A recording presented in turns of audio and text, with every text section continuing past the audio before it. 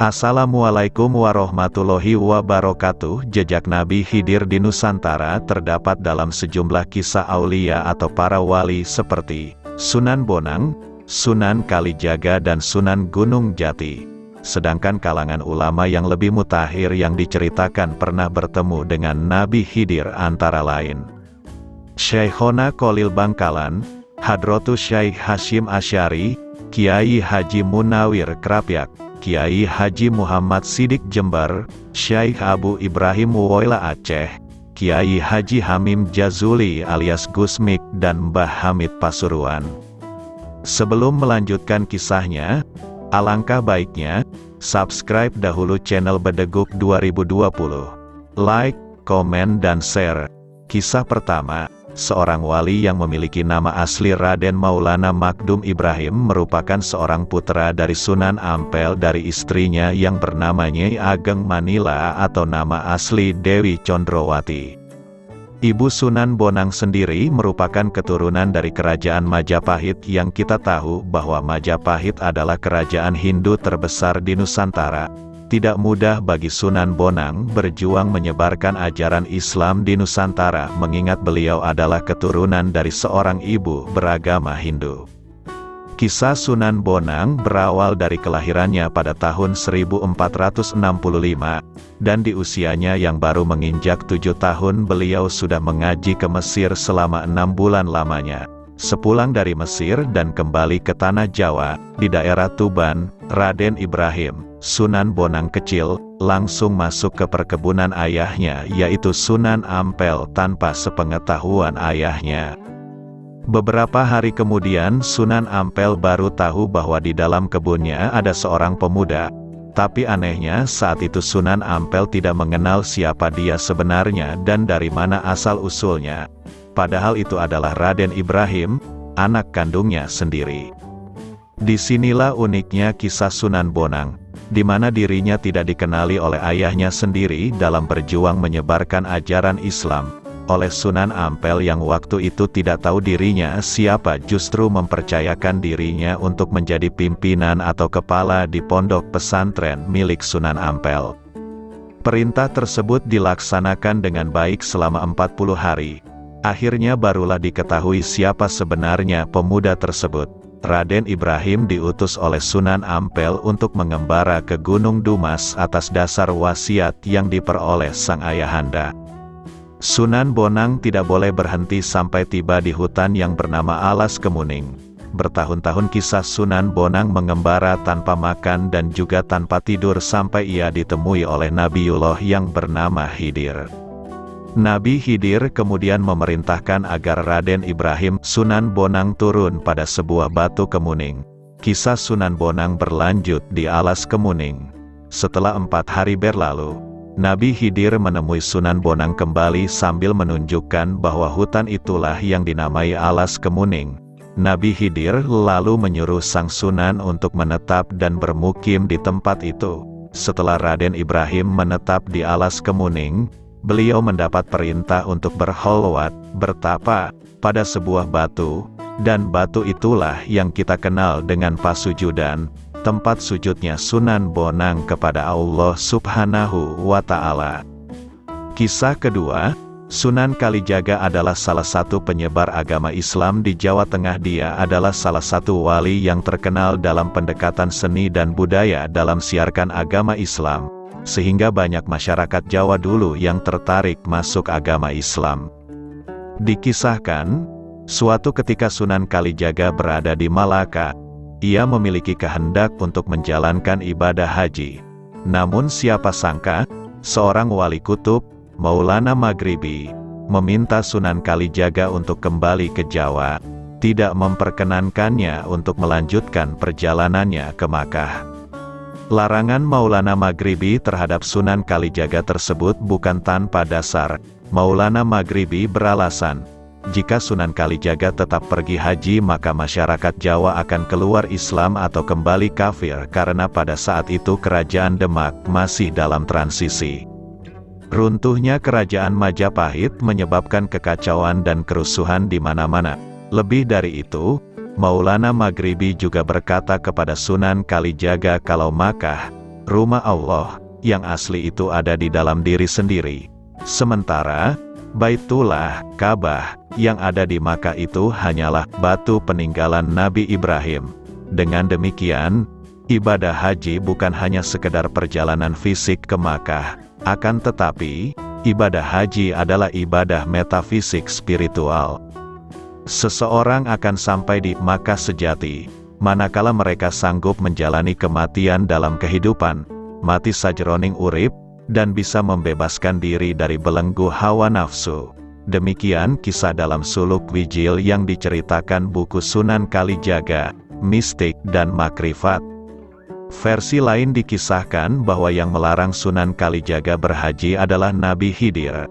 Ketika Sunan Kalijaga berada di tengah laut dalam sebuah perjalanan menuju ke Makkah, tiba-tiba Nabi Khidir menghentikannya. Segera saja Nabi Khidir memberikan nasihat kepada Sunan Kalijaga agar tidak usah melanjutkan perjalanannya ke Makkah jika tidak mengetahui apa yang akan dilaksanakannya selama tinggal di sana. Cerita ini terekam dalam suluk Linglung. Kisah Sunan Kalijaga di atas memberikan banyak pengajaran bagi kita. Salah satunya adalah lebih memprioritaskan problematika umat. Sunan Kalijaga dilarang berhaji karena pada saat itu iman masyarakat Jawa yang menjadi medan dakwah Sunan Kalijaga masih rapuh. Adalah sesuatu yang tidak benar jika ada seseorang yang sering menunaikan ibadah haji dan umrah di Makkah sementara umatnya, tetangganya, dan saudaranya masih dalam keadaan yang memprihatinkan.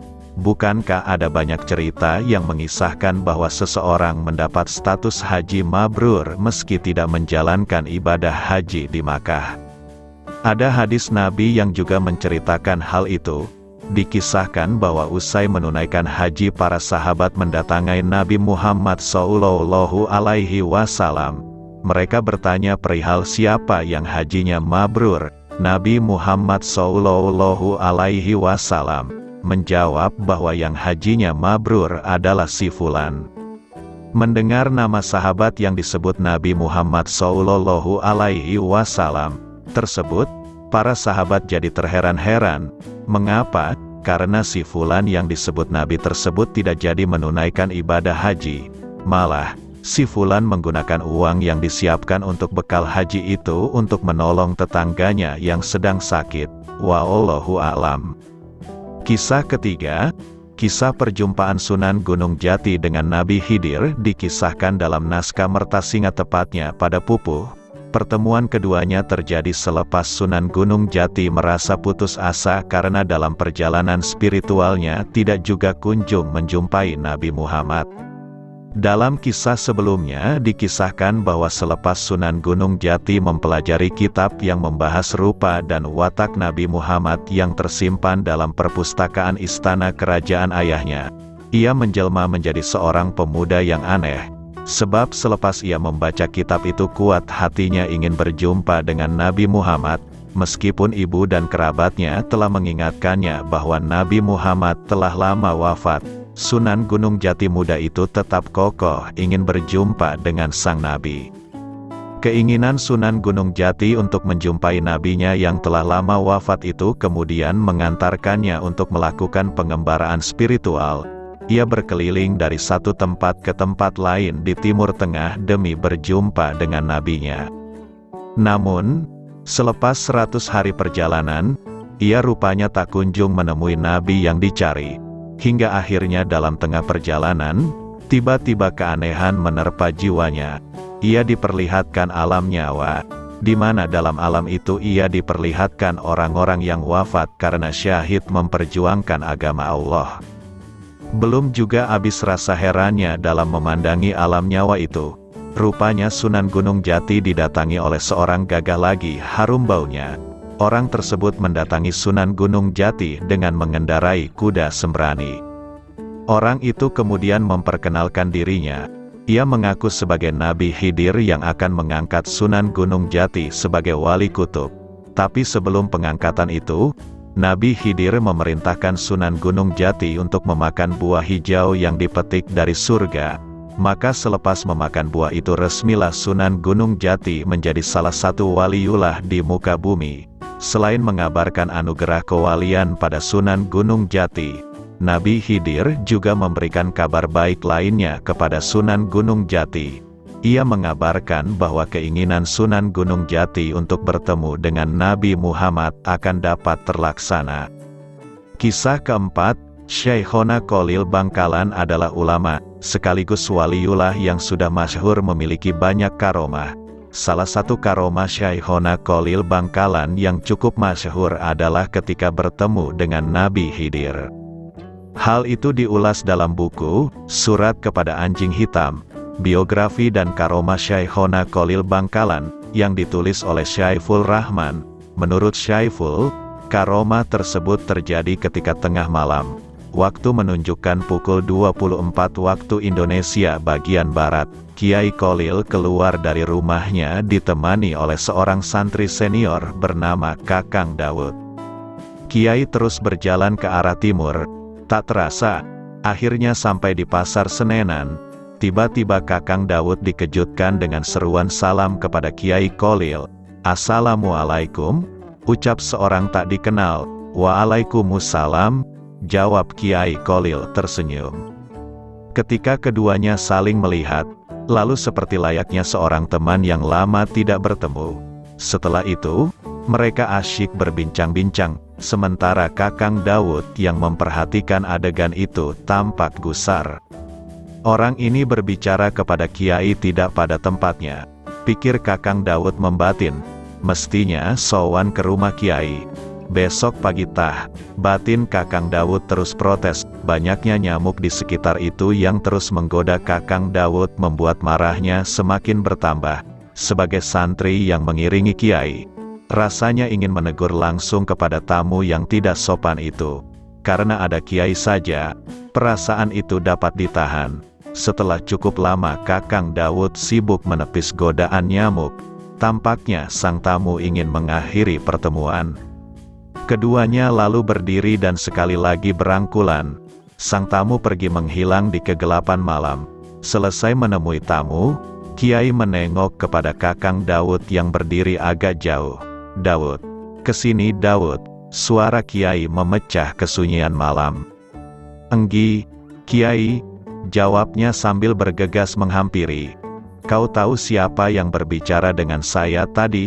tanya Kiai datar. "Tidak tahu Kiai," jawab Kakang Daud polos. "Dia adalah Nabi Khidir," tutur Kiai tenang. "Hah? Nabi Khidir?" desah Kakang Daud melongo keheranan. "Kenapa tidak diberitahu oleh Kiai?" Kakang Daud membatin sambil menunduk kecewa. Melihat kekecewaan yang dalam di wajah muridnya, Kiai Kholil menepuk pundak Kakang Daud. "Makanya kalau ikut kiainya harus sabar dan ikhlas." Kiai Kholil sambil tersenyum. "Harus sabar dan ikhlas," pesan Kiai sekali lagi kepada murid yang disayanginya itu. Kisah kelima, di kalangan pesantren, beredar kisah-kisah sufistik yang menjadi khazanah penting. Di antaranya, bagaimana seorang kiai bertemu dengan Nabi Khidir alaihi salam. Sebagaimana lazim dalam kisah karomah Syekhona Kholil al-Bangkalani, berikut di antaranya. Hujan turun dengan begitu deras di Kabupaten Bangkalan saat itu, khususnya di Demangan, pondok pesantren asuhan Syekhona Kholil al-Bangkalani. Meski hujan mengguyur dengan derasnya, ada saja orang yang bertamu kepada beliau. Terlihat di antara rerintik hujan yang semakin deras, seorang tua lumpuh dengan susah payah hendak berkunjung menemui Syekhona Kholil. Syekhona segera tanggap. Beliau lalu memerintahkan santrinya untuk menyusul. "Adakah di antara kalian yang mau menggendong dan membawa tamuku di luar sana itu?" "Biar saya saja Kiai," jawab seorang santri muda mendahului teman-temannya. Santri muda itu bergegas meloncat menembus rerintik hujan yang semakin deras, menghampiri orang tua itu. Tanpa pikir panjang, ia menggendongnya untuk menemui Syekhona Kholil. Dengan sangat akrab, Syekhona Kholil menyambut tamunya, dan di antara keduanya terjadi dialog empat mata. Tidak beberapa lama, rupanya percakapan mereka telah usai. Syekhona Kholil mendatangi santri-santrinya untuk meminta bantuan lagi. siapakah di antara kalian yang mau membantu orang tua ini untuk kembali pulang? Biar saya Yai, sahut santri yang tadi menggendong orang tua tersebut. Lalu santri muda itu dengan penuh rasa takzim menggendongnya keluar pondok pesantren dengan hati-hati sesuai perintah Syekhona Khalil. Setelah santri dan tamu tua itu keluar dari kawasan pesantren, Syekhona Khalil berkata kepada santri-santrinya yang lain, "Santri-santriku, saksikanlah bahwa ilmuku telah dibawa santri itu."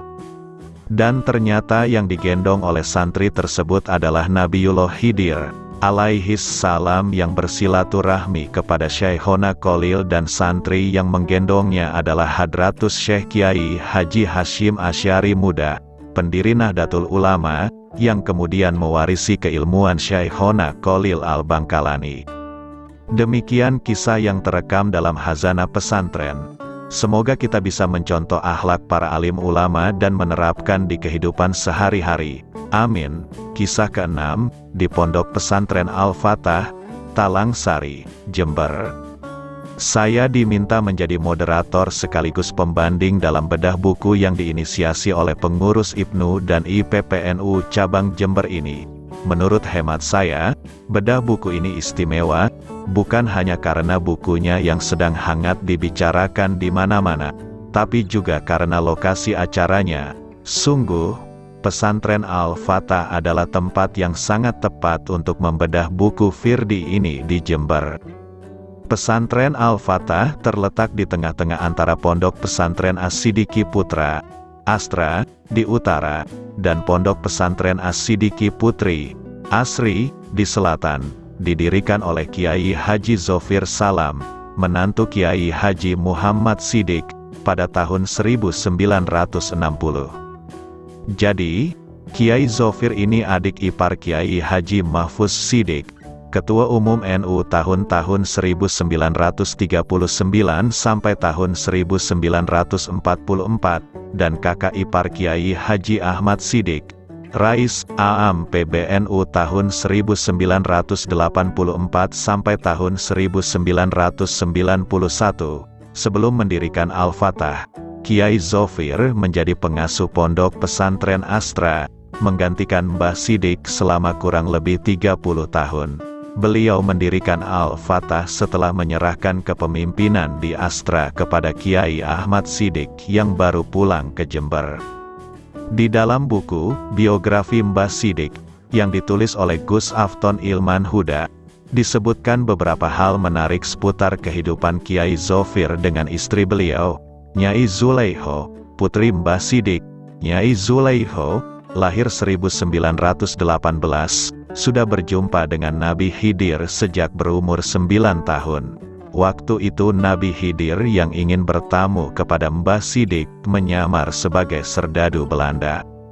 Peristiwa luar biasa lainnya terjadi saat di usia 12 tahun, Nyai Zulaiho menerima kantong-kantong berisi uang emas dan perak dari Nabi Khidir untuk ongkos haji Mbah Sidik bersama 7 anggota keluarga beliau pada tahun 1930.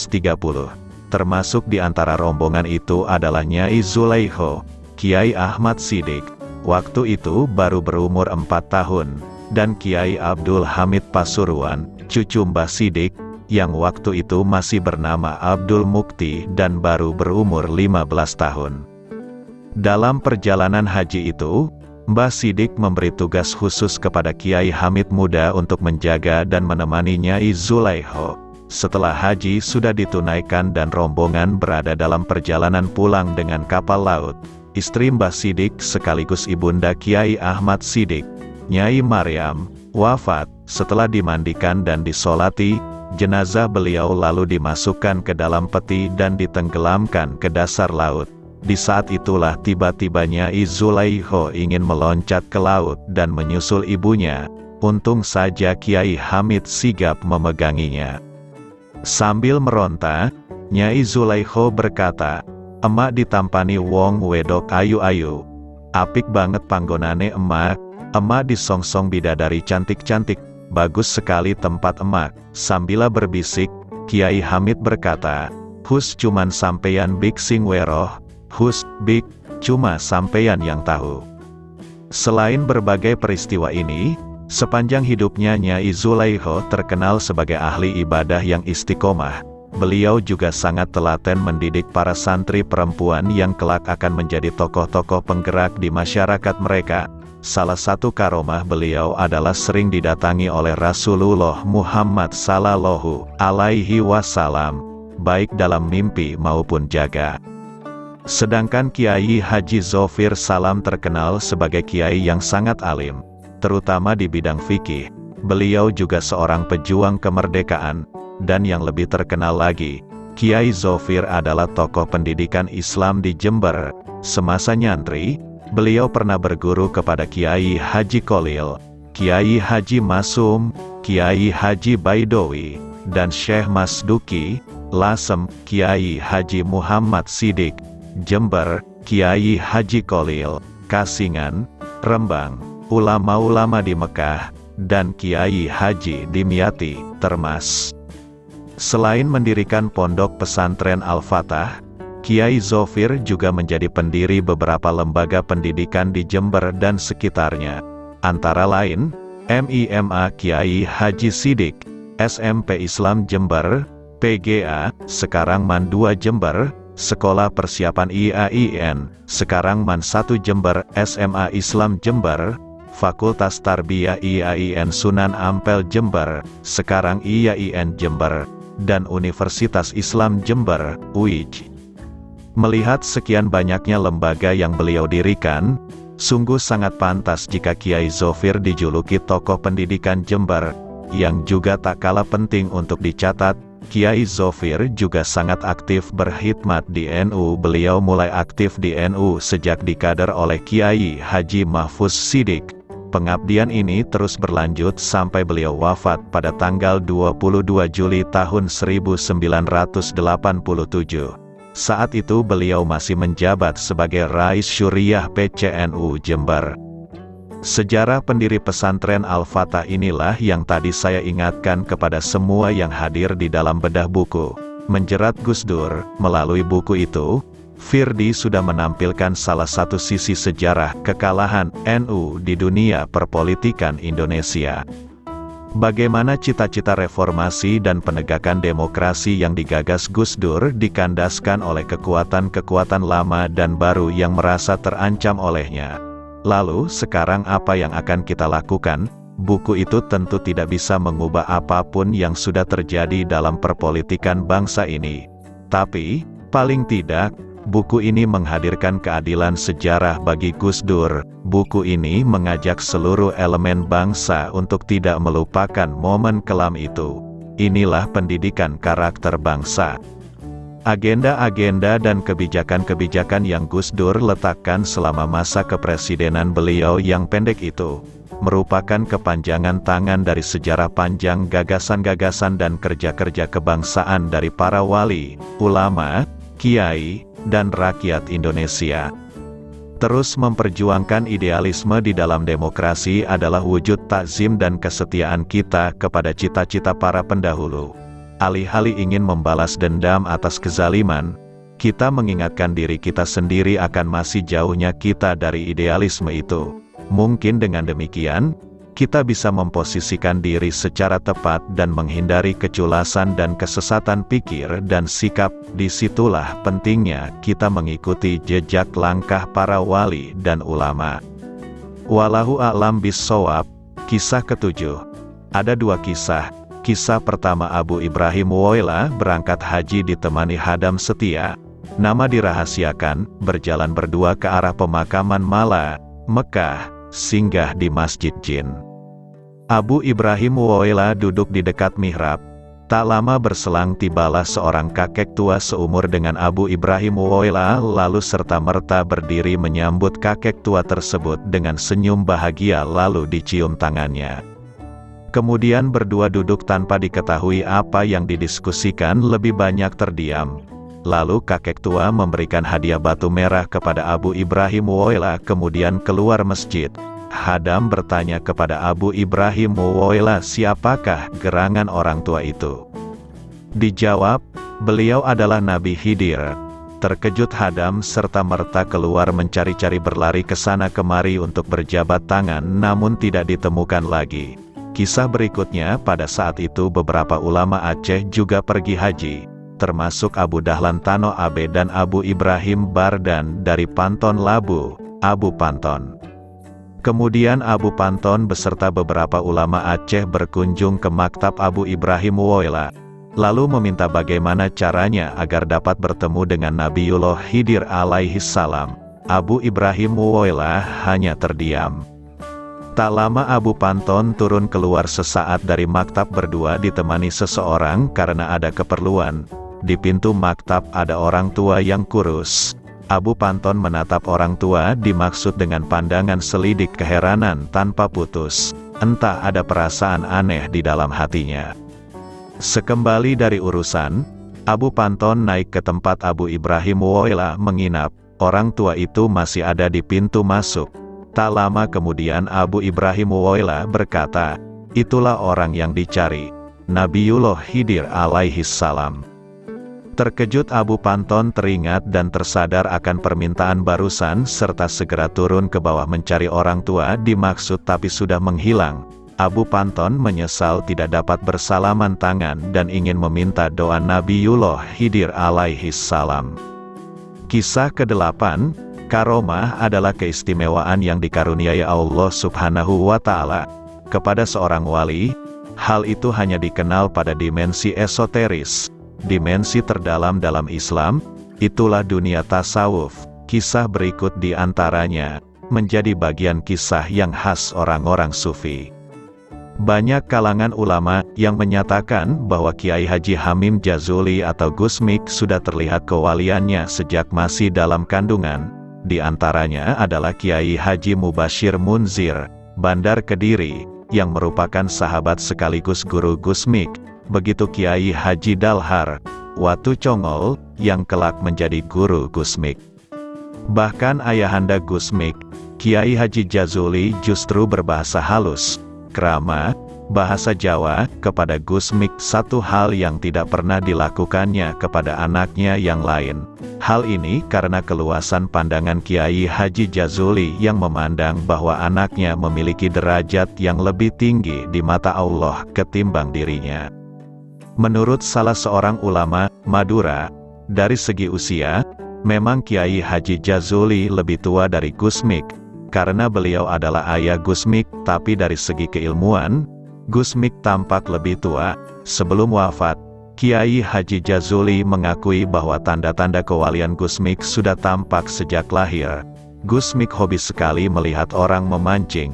Pernah suatu ketika dengan ditemani salah satu santri Ploso Nyundik, memancing ikan di Sungai Berantas yang berada tepat di belakang pondok pesantren Ploso, Kediri. Gusmik yang masih kecil tiba-tiba tenggelam dan membuat santri yang menemaninya itu panik bukan kepalang.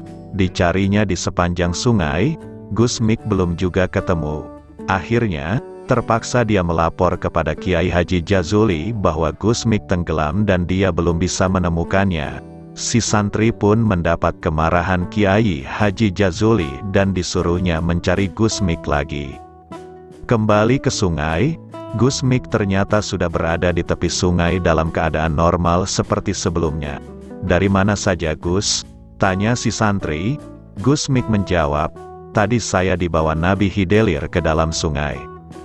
Kisah ke-9, Kiai Haji Abdul Hamid Pasuruan dikenang sepanjang masa sebagai sosok waliullah yang penuh karomah. Pernah nyantri di pesantren Tremas di bawah asuhan Kiai Haji Dimyati, tapi kealiman Kiai Hamid tertutupi oleh karomah kewalian yang masyhur sampai sekarang. Salah satu karomah Kiai Hamid adalah mudah bertemu dengan Nabi Khidir. Suatu hari, Kiai Hamid menjelaskan kepada Kiai Yunus Tulung Agung bahwa besok pagi sampai duhur akan hadir Nabi Khidir. Berita ini kemudian menyebar kepada semua jamaah dan para kiai. Makanya, sejak pagi abis subuh, jamaah berduyun-duyun ingin bertemu dan bersalaman dengan Nabi Khidir. Tampak juga para kiai dan habaib juga banyak yang datang. Semua datang ingin menyambut datangnya Nabi Khidir. Di tengah ramainya jamaah itu, datang seorang anak muda dengan pakaian nyentrik modern dan milenial. Istilah orang sekarang, semua jamaah tidak memedulikan anak muda ini. Dikira justru anak muda yang sedang iseng saja, mau kedatangan Nabi Khidir, kok malah berpakaian tidak selayaknya. Itu mungkin yang terbersit dalam hati para jamaah. Ketika bertemu Kiai Hamid, pemuda itu mau mencium tangan Kiai Hamid, tapi ditolak oleh Kiai Hamid. Sebaliknya, Kiai Hamid juga mau mencium tangan pemuda itu, tapi ditolak juga sama pemuda itu. Kejadian ini tak mendapatkan perhatian para jamaah. Dikira itulah akhlak Kiai Hamid yang selalu memuliakan para tamunya. Setelah bertemu Kiai Hamid, pemuda itu kemudian berganti pakaian kotor dan membersihkan selokan di sekitar rumah Kiai Hamid. Sampai duhur tiba, pemuda itu kemudian pergi. Pemuda itu tadi Nabi Khidir. Demikian kata Kiai Hamid kepada Kiai Yunus Tulungagung. Bergetarlah Kiai Yunus, karena ia bisa menyaksikan langsung datangnya Nabi Khidir. Kiai Hamid ngasih tahu informasi tersebut hanya kepada Kiai Yunus saja. Sampailah datang waktu duhur dan kemudian semua berjamaah bersama Kiai Hamid. Kiai, ini kita sudah selesai jamaah duhur, tapi kok sampai sekarang belum hadir Nabi Khidir?